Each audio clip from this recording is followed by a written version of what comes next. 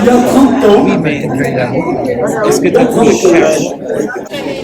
ça serait une bonne idée de donner la parole aux apiculteurs de Provence à travers une belle manifestation qui permettrait de parler de notre métier, de nos produits, de nos noms.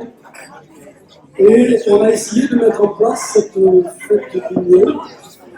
Voilà, si dit ça, il faut en parler, il faut expliquer aussi que c'est un métier pastoral. C'est un métier où on transhume les abeilles, comme les autres qui transhument les boutons. On suit les fleurs.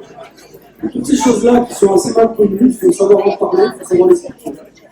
Donc en fait, ce qu'on a cherché à faire il y a 30 ans, et que l'autre a essayé de faire au début, c'est non seulement de rassembler un groupe de producteurs de qualité qui puissent proposer les meilleurs produits, comme c'est le cas de ce marché producteur, auquel nous sommes justement, et c'est aussi de mettre en place tout un tas d'activités pédagogiques de tous les âges, pour les enfants, pour les plus grands, pour les adultes, des séances de dégustation, commentaires avec des spécialistes, des extractions de lumière, c'est toujours tenu à ça, des expositions, des conférences. On s'est dit, bon, il faut que ce soit une fête, il faut que tout le monde se fasse plaisir, à travers le goût, parce qu'on pourra goûter dans des journées comme ça, à travers la musique, à travers. Ça reste vraiment festif. Et en même temps, il faut qu'on sorte de là en ayant l'impression peut-être d'avoir appris quelque chose d'utile. Il faut garantir une histoire, c'est-à-dire l'endroit où ça a été produit, les conditions dans lesquelles ça a été produit, puisqu'on a aussi tout avec, c'est-à-dire les contrôles, les analyses, etc. Donc on propose ça, on propose aussi de la belle rouge, de la qualité supérieure. Voilà. Donc je pense que cette volonté de qualité, c'est la voie qu'il faut la suivre. Jean-Louis vient de le dire, il y a le frelon, il y a le réchauffement climatique, il y a la concurrence déloyale des gens qui font du fou miel. Donc, si nous faisons des fêtes comme ça, c'est pour vous demander de faire attention à ce que vous achetez, à ce que vous consommez, de regarder les étiquettes, de regarder d'où les produits viennent. Et pourtant, malgré ça, parfois, il y a aussi des contrefaçons. Donc, soyez attentifs, mais avant tout, achetez les produits des producteurs autant que vous pouvez.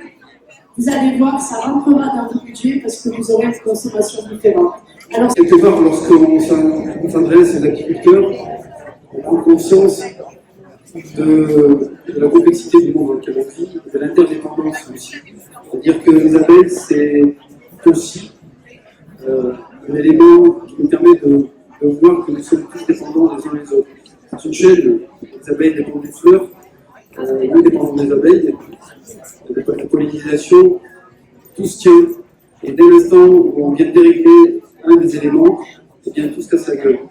Donc on compte sur vous, évidemment, pour avoir cette prise de conscience. On compte sur les agriculteurs qui font le boulot d'expliquer cette fragilité.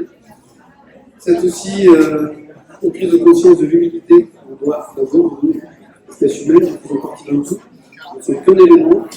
Et malheureusement, avec notre propension à avoir un appétit un peu trop débordant à un moment, avoir une empreinte sur le monde vivant qui a des effets néfastes, nous nous retrouvons dans une situation extrêmement complexe qu'on a générée nous-mêmes.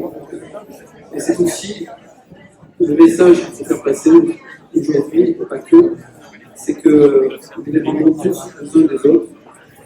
Et on a déréglé quelque part cette harmonie qui a fait que les abeilles sont là depuis 100 millions d'années, ont très bien vécu jusqu'alors. Nous sommes là depuis 300 000 ans et nous avons quelque peu déréglé le système. Donc il est temps de cette manifestation en partie de reprendre un petit peu notre place, de retrouver notre sagesse, qui est l'hégémonie, enfin l'espérance.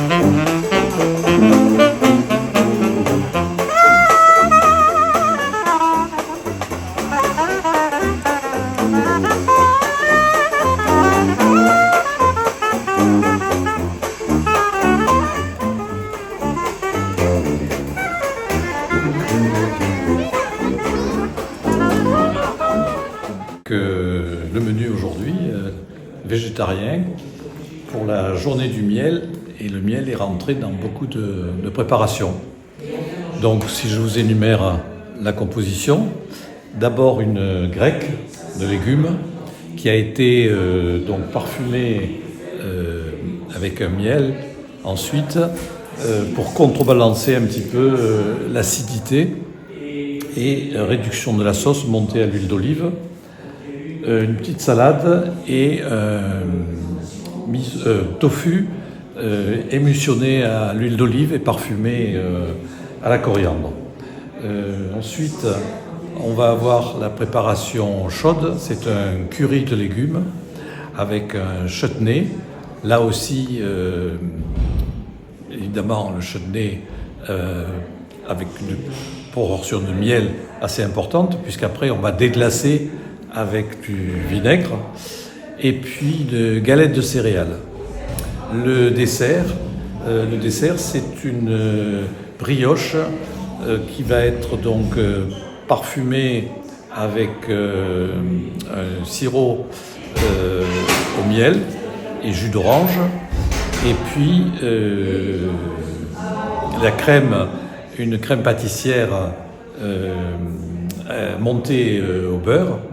Et dessus, miel, amandes qui caramélisent sur la brioche.